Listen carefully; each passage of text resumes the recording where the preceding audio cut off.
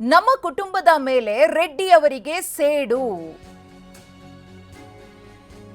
ನಮ್ಮ ಕುಟುಂಬದ ಮೇಲೆ ರೆಡ್ಡಿಯವರಿಗೆ ಸೇಡಿದೆ. ಹಾಗಾಗಿ ನಮ್ಮನ್ನ ರಾಜಕೀಯದಿಂದ ಮುಗಿಸಲು ಯತ್ನವನ್ನ ಜನಾರ್ದನ ರೆಡ್ಡಿ ಮಾಡ್ತಿದ್ದಾರೆ. ಇದು ಶ್ರೀರಾಮುಲು ಅವರ ಗಂಭೀರ ಆರೋಪ ಜನಾರ್ದನ ರೆಡ್ಡಿಯವರ ವಿರುದ್ಧ. ರಾಮುಲು ಏನ್ ಕೆಲಸ ಮಾಡ್ತಾರೆಂದು ಗೊತ್ತಿದೆ. ದೆಹಲಿ ವರಿಷ್ಠರು ಸೇರಿದಂತೆ ಎಲ್ಲರಿಗೂ ಕೂಡ ನನ್ನ ಬಗ್ಗೆ ಗೊತ್ತಿದೆ. ಉಪಚುನಾವಣೆ ಸೋಲಿನಿಂದ ನನ್ನ ಮೇಲೆ ಆರೋಪವನ್ನ ಮಾಡ್ತಿದ್ದಾರೆ. ಆದರೆ ಅದು ಸರಿಯಲ್ಲ. ನಾನು ಏನ್ ಕೆಲಸ ಮಾಡ್ತಾ ಇದ್ದೀನಿ, ಪಕ್ಷಕ್ಕೋಸ್ಕರ ಹೇಗೆ ದುಡಿದಿದ್ದೀನಿ, ಅದು ನನಗೆ ಗೊತ್ತು. ಯಾರಿಂದಲೂ ಕೂಡ ನನಗೆ ಸರ್ಟಿಫಿಕೇಟ್ ಬೇಕಿಲ್ಲ ಅನ್ನೋ ರೀತಿಯಲ್ಲಿ ತಮ್ಮ ಅತ್ಯಾಪ್ತ ಗೆಳೆಯರಾಗಿದ್ದಂತಹ ಜನಾರ್ದನ ರೆಡ್ಡಿ ವಿರುದ್ಧವೇ ಶ್ರೀರಾಮುಲು ಕಿಡಿಕಾರಿದ್ದಾರೆ. ನಮ್ಮ ಕುಟುಂಬದ ಮೇಲೆ ಅವರಿಗೆ ಸೇಡಿದೆ, ಹಾಗಾಗಿ ರಾಜಕೀಯವಾಗಿ ಮುಗಿಸುವಂತಹ ಯತ್ನ ಮಾಡ್ತಿದ್ದಾರೆ ಅಂತ ಆರೋಪಿಸಿದ್ದಾರೆ ಶ್ರೀರಾಮುಲು. ಇನ್ನು ಶ್ರೀರಾಮುಲು ಅವರು ಟಿವಿ9 ಜೊತೆಗೆ ಮಾತನಾಡಿದ್ದಾರೆ. ವಿಚಾರವಾಗಿ ಏನ್ ಹೇಳಿದ್ದಾರೆ ನೋಡೋಣ.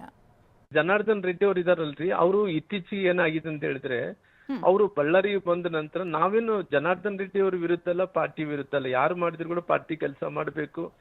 ಜನಾರ್ದನ್ ರೆಡ್ಡಿ ಅವರು ಇವಾಗ ಏನ್ ಮಾಡ್ತಾ ಇದ್ದಾರೆ ಅಂದ್ರೆ, ಅವ್ರದೇ ಅಂತ ಒಂದು ಗುಂಪುಗಾರಿಕೆ ಮಾಡ್ಕೊಂಡಿದ್ದಾನ. ಆ ಗುಂಪುಗಾರಿಕೆ ಮಾಡ್ಕೊಂಡು ಏನ್ ಮಾಡ್ತಾ ಇದೆ ಅಂದ್ರೆ, ನಮ್ಮಂತವ್ರನ್ನ ವಿರುದ್ಧವಾಗಿ ಯಾರಿದಾರೋ ಅವ್ರೆಲ್ಲರನ್ನ ಬಳಸ್ಕೊಂಡು ಅವ್ರೆಲ್ಲರ ಮುಖಾಂತರ ವಾಟ್ಸಪ್ ಅಲ್ಲಿ, ಫೇಸ್ಬುಕ್ ಅಲ್ಲೆಲ್ಲ ಕೂಡ ನಮ್ಮನ್ನ ಕೆಟ್ಟದಾಗಿ ಮಾತಾಡ್ಸಕ್ ಹಚ್ಚೋದು. ಅಲ್ಲ, ರಾಧಾ ಮೋಹನ್ ದಾಸ್ ಅವ್ರಿಗೆ ಹೇಗ್ ಹೋಯ್ತು ಈ ವಿಷಯಗಳೆಲ್ಲ ಅಂತ ಮೋಸ್ಟ್ಲಿ ಜನಾರ್ದನ್ ರೆಡ್ಡಿ ಅವರು ಹೇಳಿರೋ ಕಾರಣ ಅವ್ರಿಗೆ ಹೇಳಿದಾರೆ ಅನ್ನೋದು ಬಹಳ ಸ್ಪಷ್ಟವಾಗಿ ಕಾಣ್ತಾ ಇದೆ. ಇವತ್ತು ಏನು ಉದ್ದೇಶ, ಜನಾರ್ದನ್ ರೆಡ್ಡಿ ಅವ್ರಿಗೆ ಏನಂತ ಹೇಳಿದ್ರೆ, ಅವ್ರು ಅನ್ಕೊಂಡಿದ್ದೇ ನಡಿಬೇಕಂದ್ರೆ ನಾವು ಏನಂತ ಹೇಳ್ತೀವಿ, ನಾವು ಅವ್ರಿಗೆ ಪಾರ್ಟಿ ಅನ್ಕೊಂಡಂತ ಪ್ರಕಾರ ನಡೀತೀವಾಗ್ಲಿ, ಯಾರೋ ವ್ಯಕ್ತಿ ಅನ್ಕೊಂಡಿದ್ ಪ್ರಕಾರ ನಾವ್ ಹೆಂಗ್ ನಡೀಕ್ ಸಾಧ್ಯ ಆಗುತ್ತೆ? ನನಗೆ ಯಾವತ್ತು ಕೂಡ ನಾವು ಅವ್ರು ಒಳ್ಳೆತನ ಬಯಸಿದಂತವ್ರು, ಜನಾರ್ದನ್ ರೆಡ್ಡಿ ಅವ್ರು ನಾವ್ ಯಾವತ್ತು ಕೆಟ್ಟ ಬಯಸಿದಂತವ್ರು ಅಲ್ಲ. ಆದ್ರೆ ಜನಾರ್ದನ್ ರೆಡ್ಡಿ ಅವ್ರು ಯಾಕೆ ಹಿಂಗ್ ಮಾಡ್ತಾ ಇದಾರೆ ಅಂದ್ರೆ ನಮ್ಗೇನೋ ಒಂದು ಗೊತ್ತಾಗಿಲ್ಲ. ಯಾಕೆ ಈ ರೀತಿ ನಮ್ ಬಗ್ಗೆ ಚಾಡಿಗಳು ಹೇಳ್ಕೊಂತ, ನಮ್ ಬಗ್ಗೆ ಸುಳ್ಳು ಆರೋಪಣೆಗಳು ಮಾಡ್ಕೊಂತ, ನಮ್ಮನ್ನ ಯಾಕೆ ರಾಜಕಾರಣವಾಗಿ ಏನೋ ಸೋತಿದ್ಕೋಸ್ಕರವಾಗಿ ಇಲ್ಲೇ ಮುಗಿಸ್ಬಿಡೋಣ ಅಂತ ಹೇಳಿ ಎಲ್ಲಾರ ಹತ್ರ ಕೆಟ್ಟದಾಗಿ ಹೇಳ್ಕೊಂಡು ಹೋಗೋದು, ಯಾಕೆ ಹಂಗ ಮಾಡ್ತಾ ಇದನ್ನು ನಮ್ಗಂತೂ ಒಂದು ಗೊತ್ತಿಲ್ಲ. ನಮ್ಮ ಹಿರಿಯ ನಾಯಕರು ಕೂಡ ಅವ್ರು ಯಾರು ಸತ್ಯವಂತರು, ಯಾರು ಅಲ್ಲದಂತವ್ರು ಇದಾರೆ ಅಂತೇಳಿ ಅವ್ರು ತಿಳ್ಕೊಬೇಕಾಯ್ತು. ತಿಳ್ಕೊಳ್ಳಾರ್ದಂತ ಆರೋಪಣೆ ಮಾಡ್ತಾರೆ ಅಂದ್ರೆ ನಮ್ಮಂತ ಪ್ರಾಮಾಣಿಕರಿಗೆ ಕೋಪ ಬರ್ತದೆ, ಸಹಜ. ನಮಗೆ ಜನಾರ್ದನ್ ರೆಡ್ಡಿ ಅವ್ರ ಬಗ್ಗೆ ವೈಯಕ್ತಿಕವಾಗಿ ಯಾವತ್ತೂ ಕೂಡ ದ್ವೇಷ ಇಲ್ಲ ರೀ. ಅವ್ರು ಮಾಡ್ತಾ ಇರೋಂತ ರೀತಿ ನೋಡಿದ್ರೆ ನಮ್ಗೆ ಎಲ್ಲ ಒಂದ್ ಕಡೆ ನೋವು ಆಗ್ತೈತೆ. ಅಲ್ಲ, ನನ್ನ ಅವ್ರ ವೈಯಕ್ತಿಕ ವಿಚಾರದಲ್ಲಿ ಯಾಕೆ ನನ್ನ ಮೇಲೆ ವಿರುದ್ಧವಾಗಿ ನಡ್ಕೊಂತ ಇದ್ದಾನ, ಯಾಕೆ ವೈರವಾಗಿ ನಡ್ಕೊಂತ ಇದ್ದಾನ, ಯಾಕೆ ಈಗೋಸ್ಕರ ಮಾಡ್ತಾ ಇದ್ದಾನ ಅಂತೇಳಿ ಯಾವತ್ತು ನಾನು ಮಾತಾಡಿಲ್ಲ ರೀ. ನಾನೇನು ಸುಮ್ನೆ ನಡ್ಕೊಂಡು ಹೋಗ್ತಿದ್ದೆ, ನಡೀಲಿ, ಪಾರ್ಟಿಯಲ್ಲಿ ಗುಂಪುಗಾರಿಗೆ ಹಾಕೋ ಚೋಲಲ್ಲ, ಪಾರ್ಟಿಗೆ ಅನುಕೂಲ ಆಗ್ಬೇಕಂದೇಳಿ ಕೆಲಸ ಮಾಡ್ಕೊಂತ ಲಾಸ್ಟ್ ನಮ್ಗೆ ರಾಜಕಾರಣಕ್ಕೆ ಭವಿಷ್ಯಕ್ಕೆ ಕಳಂಕ ಬರುವಂತ ಟೈಮಲ್ಲಿ ನಾವ್ ಏನ್ ಮಾಡಕ್ಕಾಗುತ್ತೆ? ಇದನ್ನೇನಾದ್ರೂ ನೀವು ನೇರವಾಗಿ ಜನಾರ್ದನ್ ರೆಡ್ಡಿ ಅವ್ರ ಹತ್ರ ಚರ್ಚೆ ಮಾಡಿರೋದಿದೆಯಾ ಶ್ರೀರಾಮುಲು ಅವರೇ? ಇಲ್ಲ, ನಾನ್ ಜನಾರ್ದನ್ ರೆಡ್ಡಿ ಅವ್ರ ಹತ್ರ ಚರ್ಚೆ ಮಾಡಿಲ್ರಿ. ನಾನು ಮಾತಾಡೋದು ಇಲ್ಲ, ಅವ್ರ ಹತ್ರ ಚರ್ಚೆ ಮಾಡೋ ಪ್ರಶ್ನೆ ಇಲ್ಲಿ. ಯಾಕಂತ ಹೇಳಿದ್ರೆ ಇದು ಚಿಕ್ಕ ವೈಮನಸ್ ಅಲ್ವಲ್ಲ, ನೀವು ಪಕ್ಷನೇ ಬಿಟ್ಟು ಹೋಗ್ತೀನಿ ಅಂತ ಹೇಳೋವರೆಗೂ ನೋವಾಗಿದೆ ಅಂತ ಹೇಳಿದ್ರೆ ಇಲ್ಲ, ನಿಮ್ಮ ಅಸ್ತಿತ್ವಕ್ಕೆ ಪ್ರಶ್ನೆ ಇಲ್ದಾಗಾಯ್ತು. ಹೌದ್ರಿ, ನನ್ನ ಅಸ್ತಿತ್ವದ ಪ್ರಶ್ನೆ ಅಲ್ರಿ.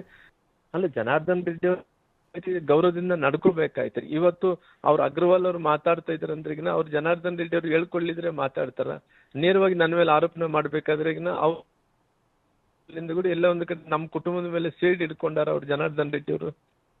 ನಮ್ಮನ್ನ ಎಂದನ ಮಾಡಿ ರಾಜಕಾರಣದಲ್ಲಿ ಮುಗಿಸ್ಬೇಕಂತ ಹೇಳಿ ಪ್ರಯತ್ನ ಮಾಡ್ತಾ ಇದಾರ. ನಾವೇನ್ ಮಾಡಕ್ಕಾಗುತ್ತೆ ಅಂತ ಸಂದರ್ಭದಲ್ಲಿ? ಕುಟುಂಬದ ಮೇಲೆ ಯಾಕೆ ಅವ್ರಿಗೆ ಕಣ್ಣು ಅಂತ? ಒಂದ್ ವೇಳೆ ಕುಟುಂಬದ ವಿಚಾರದಲ್ಲಿ ರಾಜಕೀಯಕ್ಕೆ ತರುವಂತದ್ದೇನಿದೆ? ಅವ್ರು ಏನಂತಾರೆ, ಅವ್ರು ಹೇಳಿದ್ದೆ ನಡಿಬೇಕಂತಾರ. ಅವ್ರು ಹೇಳಿದ್ದೆ ನಡಿಬೇಕಾದ ಅವ್ರೇನು ನಡಿಬೇಕಾದ್ರೆ ಹೆಂಗಾಗುತ್ತೆ ರೀ? ಈ ಪ್ರಜಾಪ್ರಭುತ್ವ ಡೆಮೊಕ್ರೆಟಿಕ್ ಕಂಟ್ರಿಯಲ್ಲಿ ಅವ್ರು ಹೇಳ್ದಂಗೆ ನಡೆಯಕ್ ಆಗುತ್ತೇನಾ? ಇದು ಶ್ರೀರಾಮುಲು ಅವರ ಮಾತು. ಜನಾರ್ದನ ರೆಡ್ಡಿಯವರ ವಿರುದ್ಧ ಒಂದಷ್ಟು ಗಂಭೀರ ಆರೋಪಗಳನ್ನ ಮಾಡಿದ್ದಾರೆ. ಹಿಂದೆಯೂ ಕೂಡ ಒಂದಷ್ಟು ಮನಸ್ತಾಪ ಇತ್ತು, ಅದಾದ್ಮೇಲೆ ಇಬ್ಬರ ನಡುವೆ ಎಲ್ಲವೂ ಕೂಡ ಸರಿ ಹೋಯಿತು. ಜನಾರ್ದನ ರೆಡ್ಡಿಯವರು ಮತ್ತೆ ಬಿಜೆಪಿಗೆ ಸೇರ್ಪಡೆಯಾದ್ರು, ಅವರ ಪಕ್ಷವನ್ನ ವಿಲೀನಗೊಳಿಸಿದ್ರು. ಸಂಡೂರು ಉಪಚುನಾವಣೆಗೆ ಸಂಬಂಧಪಟ್ಟಂತೆ ಇಬ್ಬರೂ ಕೂಡ ಜೊತೆಗೆ ನಿಂತು ಮತಪ್ರಚಾರವನ್ನ ಕೂಡ ಮಾಡಿದ್ರು. ಅದೆಲ್ಲದರ ಜೊತೆಗೆ ಅಲ್ಲಿ ಸೋಲನ್ನ ಕಾಣಬೇಕಾಯ್ತು. ಆ ಸೋಲಿನ ಹೊಣೆಯನ್ನ ಯಾರು ಹೊತ್ಕೊಳ್ತಾರೆ, ಆ ಸೋಲಿಗೆ ಯಾರು ಕಾರಣರಾಗ್ತಾರೆ ಅನ್ನೋ ಪ್ರಶ್ನೆ ಎದುರಾದಾಗ ಎಲ್ಲರ ಕಡೆ ಒಂದು ಪ್ರಶ್ನೆ ಇತ್ತು. ಆ ಪ್ರಶ್ನೆಗೆ ಬೊಟ್ಟು ಮಾಡಿ ತೋರಿಸಿದ್ದು ಶ್ರೀರಾಮುಲು ಅವರು ಕಾರಣ ಅಂತ ಹೇಳಿ ರಾಧಾ ಮೋಹನ್ ಎದುರೇ ರಾಮುಲು ಫುಲ್ ಗರಂ ಆದ್ರು. ರಾಮುಲು ಅವರಿಂದಲೇ ಸಂಡೂರು ಸೋತು ಹೋಗಿದೆ, ಸಂಡೂರಿನಲ್ಲಿ ಅಭ್ಯರ್ಥಿ ಸೋಲುವುದಕ್ಕೆ ರಾಮುಲೇ ಕಾರಣ, ಹೀಗಂತ ರಾಧಾ ಮೋಹನ್ ಹೇಳಿದ್ದಕ್ಕೆ ಶ್ರೀರಾಮುಲು ಅವರು ಕೊತ ಕೊತ ಕುದ್ದು ಹೋಗ್ತಾರೆ. ಬಿಜೆಪಿ ಕೋರ್ ಕಮಿಟಿಯಲ್ಲಿ ಶ್ರೀರಾಮುಲು ಅವರು ಆಕ್ರೋಶವನ್ನು ವ್ಯಕ್ತಪಡಿಸ್ತಾರೆ. ಅದ್ಯಾವ ಆಧಾರದ ಮೇರೆಗೆ ನಾನೇ ಸೋಲಿಗೆ ಕಾರಣ ಅಂತ ಹೇಳಿ ನನ್ನ ಕಡೆ ಬೊಟ್ಟು ಮಾಡ್ತಾ ಇದ್ದೀರಿ ಅಂತ ಹೇಳಿ ಶ್ರೀರಾಮುಲು ಅವರು ಕೇಳ್ತಾರೆ. ನನ್ನನ್ನ ಈ ರೀತಿಯಾಗಿ ನೀವು ಯಾವ ವಿಚಾರವೂ ಗೊತ್ತಿಲ್ಲದೆ ಪ್ರಶ್ನೆ ಮಾಡೋದಿದೆಯಲ್ಲ, ಇದು ಸರಿಯಲ್ಲ ಅಂತ ಹೇಳಿ ಬಿಜೆಪಿ ಕೋರ್ ಕಮಿಟಿ ಸಭೆಯಲ್ಲಿ ರಾಧಾ ಮೋಹನ್ ದಾಸ್ ಅವರ ಬಳಿನೇ ನೇರವಾಗಿ ಪ್ರಶ್ನಿಸ್ತಾರೆ. ನಾನೇನು ಕೆಲಸ ಮಾಡಿದ್ದೀನಿ, ಎಷ್ಟು ಓಡಾಡಿದ್ದೀನಿ, ಎಷ್ಟು ಹೋರಾಡಿದ್ದೀನಿ, ಹೇಗಿತ್ತು ನನ್ನ ಪ್ರಚಾರ, ಹೇಗಿತ್ತು ನನ್ನ ಕಾಂಟ್ರಿಬ್ಯೂಷನ್ ಅನ್ನೋದ್ರ ಬಗ್ಗೆ ಕ್ಷೇತ್ರದ ಜನರ ಬಳಿ ಬಂದು ಕೇಳಿ, ಯಾರ್ಯಾರ ಮಾತನ್ನ ಕೇಳ್ಕೊಂಡು ಬಂದು ನನಗೆ ಇಲ್ಲಿ ಕೇಳೋದಲ್ಲ ಅಂತ ಹೇಳಿ ನೇರವಾಗಿ ರಾಧಾ ಮೋಹನ್ ದಾಸ್ ಅವರಿಗೆ ಪ್ರಶ್ನೆಯನ್ನು ಮಾಡ್ತಾರೆ. ಯಾವ ಆಧಾರವನ್ನ ಇಟ್ಕೊಂಡು ನೀವು ನನ್ನನ್ನ ಸೋಲಿಗೆ ಕಾರಣ ಅಂತ ಹೇಳಿ ಪಟ್ಟವನ್ನ ಕಟ್ತಾ ಇದ್ದೀರಿ ಅಂತ ಹೇಳಿ ರಾಧಾ ಮೋಹನ್ ದಾಸ್ ಅವರ ಬಳಿ ಪ್ರಶ್ನೆಯನ್ನ ಮಾಡ್ತಾರೆ. ಆಗ ಈ ವಿಚಾರಕ್ಕೆ ಸಂಬಂಧಪಟ್ಟಂತೆ ನೇರವಾಗಿ ರಾಧಾ ಮೋಹನ್ ದಾಸ್ ಅವರಿಗೆ ಶ್ರೀರಾಮುಲು ಅವರ ಮೇಲೆ ಕಣ್ಣು ಯಾಕಪ್ಪ ಅಂದ್ರೆ ಅದಕ್ಕೆ ಹಿಂಬದಿಯಿಂದ ಜನಾರ್ದನ ರೆಡ್ಡಿ ಅವರ ಕುಮ್ಮಕ್ಕಿದೆ ಅನ್ನೋ ಆರೋಪ.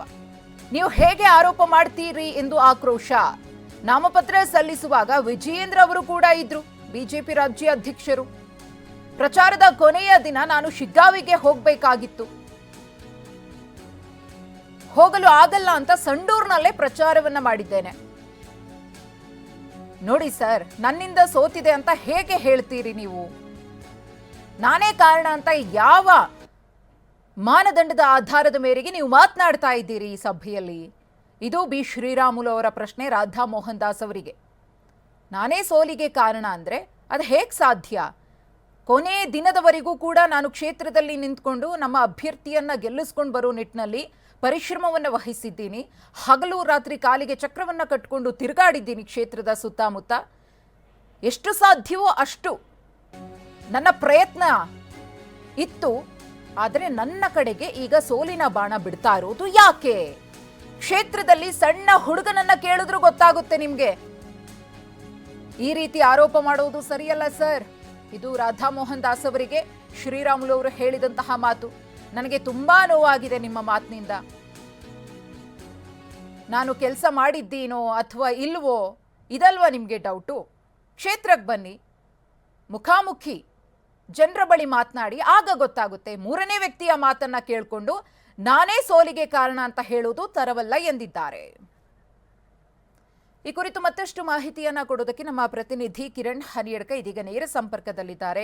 ಕಿರಣ್, ಬಿಜೆಪಿ ಪಾಳೆಯದಲ್ಲಿ ಈಗಾಗಲೇ ಒಳಜಗಳ ಹೇಗೆ ನಡೀತಾ ಇದೆ ಅನ್ನೋದನ್ನ ನೋಡ್ತಾ ಇದ್ದೀವಿ. ಒಂದು ಕಡೆ ರಾಜ್ಯಾಧ್ಯಕ್ಷ ಪಟ್ಟಕ್ಕಾಗಿ ಜಿದ್ದಾಜಿದ್ದಿ ನಡೀತಾ ಇದ್ರೆ, ಮತ್ತೊಂದು ಕಡೆ ಶ್ರೀರಾಮುಲು ಅವರಿಗೆ ಆಗಿರುವಂತಹ ನೋವು ಮತ್ತೆ ಅವರು ತೆಗೆದುಕೊಳ್ಳುವಂತಹ ನಿರ್ಧಾರ ಇದೆಯಲ್ಲ, ಇದು ಬಿಜೆಪಿಯಲ್ಲಿ ಮತ್ಯಾವ ರೀತಿಯ ಸ್ವರೂಪದ ಜಟಾಪಟಿಗೆ ಕಾರಣವಾಗುತ್ತೋ, ಇನ್ನೇನಾಗುತ್ತೋ ಅನ್ನೋ ಒಂದು ಕುತೂಹಲ ಮನೆ ಮಾಡಿದೆ. ಜೊತೆಗೆ ಶ್ರೀರಾಮುಲು ಅವರು ಪಕ್ಷವನ್ನ ತೊರೆದು ಹೋಗ್ತಾರಾ ಅನ್ನೋ ಆತಂಕವೂ ಕೂಡ ಬಿಜೆಪಿ ಪಾಳೆಯದಲ್ಲಿ ಸೃಷ್ಟಿಯಾಗಿದೆ ಅನ್ಸುತ್ತೆ ಇದನ್ನೆಲ್ಲ ನೋಡಿದ್ರೆ. ಚೈತ್ರ, ಕೋರ್ ಕಮಿಟಿ ಸಭೆಯಲ್ಲಿ ಶ್ರೀರಾಮುಲು ವ್ಯಕ್ತಪಡಿಸಿದಂಥ ಆಕ್ರೋಶ, ಆಕ್ಷೇಪ ಏನಿದೆ ಅದು ನಿನ್ನೆ ಮಟ್ಟಿಗೆ ಬಹಳ ದೊಡ್ಡ ಮಟ್ಟದ ಬೆಳವಣಿಗೆ. ಯಾಕೆಂದ್ರೆ ಶ್ರೀರಾಮುಲು ಇಷ್ಟು ದೊಡ್ಡ ಮಟ್ಟದಲ್ಲಿ ತಮ್ಮ ಆಕ್ರೋಶವನ್ನು ವ್ಯಕ್ತಪಡಿಸಿರುವಂಥದ್ದು ಇತ್ತೀಚಿನ ದಿನಗಳಲ್ಲಿ ಅವರೆಲ್ಲೂ ಕೂಡ ಆ ರೀತಿಯಾಗಿ ನಡೆದುಕೊಂಡಿರಲಿಲ್ಲ. ಬಹಳಷ್ಟು ಸಮಯದಲ್ಲಿ ಅವರಿಗೆ ಸಾಕಷ್ಟು ಹಿನ್ನಡೆ ಆಗಿತ್ತು ಮತ್ತು ಪಕ್ಷದ ವಿಚಾರದಲ್ಲಿ ಕೆಲವೊಂದಷ್ಟು ನಿರ್ಧಾರಗಳಿಂದ ನೋವುಗಳು ಉಂಟಾಗಿತ್ತು. ಆದರೆ ಆ ಸಂದರ್ಭಕ್ಕೆ ಅವರು ಒಂದಷ್ಟು ಮೌನಕ್ಕೆ ಜಾರಿದ್ರೆ ಹೊರತು ದೊಡ್ಡ ಮಟ್ಟದ ಆಕ್ಷೇಪವನ್ನು ಬಹಿರಂಗವಾಗಿ ವ್ಯಕ್ತಪಡಿಸಿರಲಿಲ್ಲ ಮತ್ತು ನಾಯಕತ್ವದ ವಿರುದ್ಧವೇ ಅವರು ಎಲ್ಲೂ ಕೂಡ ಮಾತನಾಡಿರಲಿಲ್ಲ. ನೋವಾದಂಥ ಸಂದರ್ಭದಲ್ಲೂ ಕೂಡ ಒಂದಷ್ಟು ಮೌನವಾಗಿಯೇ ತಮ್ಮ ಒಂದು ಬೇಸರವನ್ನು ವ್ಯಕ್ತಪಡಿಸಿದಂಥ ಉದಾಹರಣೆಗಳಿತ್ತು. ಆದರೆ ನಿನ್ನೆ ಅವರು ಇಷ್ಟು ದೊಡ್ಡ ಮಟ್ಟಿಗೆ ವ್ಯಕ್ತಪಡಿಸಿರುವಂಥದ್ದು ಮತ್ತು ನಿನ್ನೆ ಮಾತನಾಡುವಂಥ ಸಂದರ್ಭದಲ್ಲಿ ಸಿಟ್ಟಿನ ಬರದಲ್ಲಿ ಬೇಕಾದ್ರೆ ನಾನು ಪಕ್ಷವನ್ನು ಬಿಟ್ಟು ಹೋಗ್ತೀನಿ ಅನ್ನುವಂಥ ಮಾತನ್ನು ಕೂಡ ಹೇಳಿದ್ದಾರೆ. ಆ ಮಟ್ಟಕ್ಕೆ ಅವರು ಹೇಳಿದ್ದಾರೆ ಅಂದ್ರೆ ಅಲ್ಲಿ ಅವರಿಗೆ ಎಷ್ಟರ ಮಟ್ಟಿಗಿನ ಬೇಸರ ಇದೆ ಅನ್ನುವಂಥದ್ದನ್ನು ಕೂಡ ಇಲ್ಲಿ ಗೊತ್ತಾಗುತ್ತೆ. ಆದರೆ ಇವತ್ತು ಟಿವಿ9 ಜೊತೆ ಮಾತನಾಡುವಂಥ ಸಂದರ್ಭದಲ್ಲಿ ಶ್ರೀರಾಮುಲು ಮತ್ತೊಂದು ವಿಚಾರವನ್ನು ಕೂಡ ಸ್ಪಷ್ಟಪಡಿಸಿದ್ದಾರೆ. ಏನಂದ್ರೆ ನಿನ್ನೆ ನಾನು ಪಕ್ಷವನ್ನ ಬಿಡ್ತೀನಿ ಅನ್ನುವಂಥ ಮಾತನ್ನ ಹೇಳಿರುವಂಥದ್ದು ಆ ಕ್ಷಣಕ್ಕೆ ಆದಂತಹ ಬೇಸರ ಮತ್ತು ಎಷ್ಟರ ಮಟ್ಟಿಗೆ ನನಗೆ ಬೇಸರ ಆಗಿದೆ ಅನ್ನುವಂಥದ್ದನ್ನ ತೋರ್ಪಡಿಸುವಂತಹ ಒಂದು ಕಾರಣಕ್ಕಾಗಿ ನಾನು ಪಕ್ಷವನ್ನು ಬಿಡ್ತೀನಿ ಅನ್ನುವಂಥ ಮಾತನ್ನ ಹೇಳಿದ್ದೇನೆ. ಆದರೆ ನಾನು ಈ ಹೊತ್ತಿಗೂ ಕೂಡ ಪಕ್ಷದ ನಿಷ್ಠಾವಂತ ಕಾರ್ಯಕರ್ತ, ಪಕ್ಷಕ್ಕಾಗಿ ದುಡಿದಿದ್ದೇನೆ ಎನ್ನುವಂಥ ಮಾತನ್ನ ಹೇಳಿದ್ದಾರೆ. ಇದರ ಜೊತೆಗೆ ಇನ್ನು ಮುಂದೆ ಕೂಡ ನಾನು ಪಕ್ಷಕ್ಕಾಗಿ ದುಡಿತೀನಿ ಎನ್ನುವಂಥ ಮಾತನ್ನು ಕೂಡ ಹೇಳಿದ್ದಾರೆ. ಹೀಗಾಗಿ ಶ್ರೀರಾಮುಲು ಪಕ್ಷವನ್ನ ಬಿಡ್ತೀನಿ ಅನ್ನುವಂಥ ಮಾತೇನು ನಿನ್ನೆ ಹೇಳಿದ್ದಾರೆ ಅದು ಆ ವೇಗದಲ್ಲಿ ಮತ್ತು ಮಾತಿನ ಓಗದಲ್ಲಿ ಹೇಳಿರುವಂತಹ ಮಾತು. ಹಾಗಾಗಿ ತಕ್ಷಣದ ಬೆಳವಣಿಗೆಯಲ್ಲಿ ಶ್ರೀರಾಮುಲು ಪಕ್ಷವನ್ನೇ ಬಿಟ್ಟು ಹೋಗ್ತಾರೆ ಎನ್ನುವಂಥದ್ದಿಲ್ಲ. ಆದರೆ ಅವರಿಗೆ ಆಗಿರುವಂತಹ ಬೇಸರ ಮತ್ತು ಶ್ರೀರಾಮುಲು ಮತ್ತು ಜನಾರ್ದನ್ ರೆಡ್ಡಿ ಅವರ ನಡುವಿನ ಒಂದು ವ್ಯತ್ಯಾಸಗಳನ್ನ ಪಕ್ಷ ಸರಿಪಡಿಸದೇ ಇದ್ದಲ್ಲಿ ಮತ್ತು ಸಂಡೂರು ಬಿಜೆಪಿ ಅಭ್ಯರ್ಥಿಯಾಗಿರುವಂತಹ ಬಂಗಾರು ಹನುಮಂತು ಅವರ ವಿಚಾರದಲ್ಲಿ ಬಿಜೆಪಿ ತೆಗೆದುಕೊಂಡಿರುವಂತಹ ನಿಲುವನ್ನ ಒಂದಷ್ಟು ಬದಲಾವಣೆ ಮಾಡಿಕೊಳ್ಳದೇ ಇರುವಂತಹ ಪಕ್ಷದಲ್ಲಿ ಶ್ರೀರಾಮುಲು ತಮ್ಮ ಮುಂದಿನ ಒಂದಷ್ಟು ನಿರ್ಧಾರಗಳನ್ನ ಮಾಡುವಂತ ಎಲ್ಲಾ ಸಾಧ್ಯತೆಗಳಿದೆ, ತಮ್ಮ ಹೆಜ್ಜೆಯನ್ನ ಬದಲಾಯಿಸುವಂತ ಎಲ್ಲಾ ಸಾಧ್ಯತೆಗಳು ಕೂಡ ಇದೆ. ಯಾಕೆಂದ್ರೆ ಶ್ರೀರಾಮುಲು ಈಗ ಬೇಸರ ಆಗಿರುವಂತಹ ರೀತಿಯನ್ನ ವ್ಯಕ್ತಪಡಿಸಿರುವಂತಹ ರೀತಿಯನ್ನು ನೋಡಿದ್ರೆ ಅವರು ಖಂಡಿತ ಇಷ್ಟಕ್ಕೆ ಸುಮ್ಮನಾಗೋದಿಲ್ಲ. ಬದಲಾಗಿ ಬಿಜೆಪಿಯ ವರಿಷ್ಠರನ್ನ ಖಂಡಿತ ಅವರು ಭೇಟಿಯನ್ನ ಮಾಡ್ತಾರೆ. ಬಹುತೇಕ ಶೀಘ್ರದಲ್ಲಿ ಅವರು ಭೇಟಿ ಮಾಡುವಂತ ಎಲ್ಲಾ ಸಾಧ್ಯತೆಗಳು ಕೂಡ ಇದೆ. ನೇರವಾಗಿ ವರಿಷ್ಠರನ್ನ ಭೇಟಿ ಮಾಡಿ ದೂರನ್ನ ಕೊಟ್ರೆ ಈ ಭಿನ್ನಮತ ಅಥವಾ ವ್ಯತ್ಯಾಸಗಳೇನಿದೆ ಖಂಡಿತವಾಗಿ ಕೂಡ ಮತ್ತಷ್ಟು ದಿನ ಮುಂದುವರಿಯುವಂತ ಎಲ್ಲಾ ಸಾಧ್ಯತೆಗಳು ಕೂಡ ಇದೆ. ಬಿಜೆಪಿಗೆ ಇದು ಮತ್ತೊಂದು ಮಟ್ಟದ ತಲೆನೋವಾಗುವಂತ ಎಲ್ಲಾ ಸಾಧ್ಯತೆಗಳು ಕೂಡ ಇದೆ. ಯಾಕಂದ್ರೆ ವಿಜೇಂದ್ರ ಮತ್ತು ಯತ್ನಾಳ್ ಬಣದ ನಡುವಿನ ತಿಕ್ಕಾಟವನ್ನ ನಿಭಾಯಿಸುವುದರಲ್ಲಿ ಈಗ ಬಿಜೆಪಿ ಹೆಣಗಾಡ್ತಾ ಇದೆ. ಇಂತಹ ಸಂದರ್ಭದಲ್ಲಿ ಜನಾರ್ದನ್ ರೆಡ್ಡಿ ಮತ್ತು ಶ್ರೀರಾಮುಲು ನಡುವಿನ ಒಂದು ತಿಕ್ಕಾಟ ಮತ್ತಷ್ಟು ಉಲ್ಬಣವಾದ್ರೆ ಬಿಜೆಪಿಗೆ ಖಂಡಿತವಾಗಿ ಕೂಡ ಸರ್ಕಾರದ ವಿರುದ್ಧ ಹೋರಾಟದ ಮಧ್ಯೆ ಮತ್ತಷ್ಟು ದೊಡ್ಡ ತಲೆನೋವಾಗುವಂತ ಎಲ್ಲಾ ಸಾಧ್ಯತೆಗಳು ಉಂಟಾಗಬಹುದು. ಚಿತ್ರ, ಧನ್ಯವಾದ ತಮ್ಮ ಮಾಹಿತಿಗಾಗಿ.